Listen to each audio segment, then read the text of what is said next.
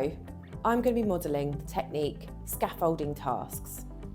If you're experiencing problems such as not all students are completing the main tasks in my lesson to an acceptable standard, then this technique could be for you.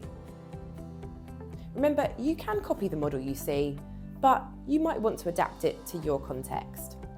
If you do decide to adapt it, try to stay true to the features that we think make it effective.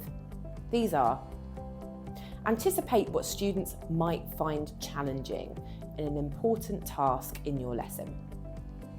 And secondly, plan to use the best methods to scaffold this task.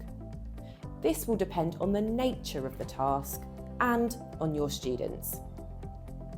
Because this is a planning technique, I'm going to model my thought process. I'm teaching my students about the water cycle.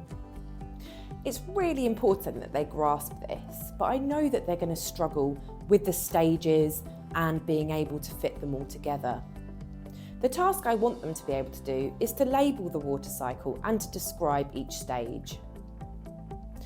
I'm going to plan how to use the best methods to scaffold the task.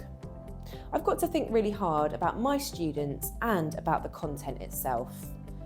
The water cycle is a dynamic process. I want my students to see that.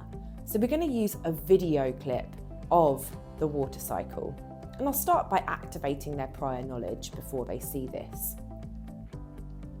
But it's going to be difficult for them to really dig down into each of the stages if they're watching it on a dynamic video.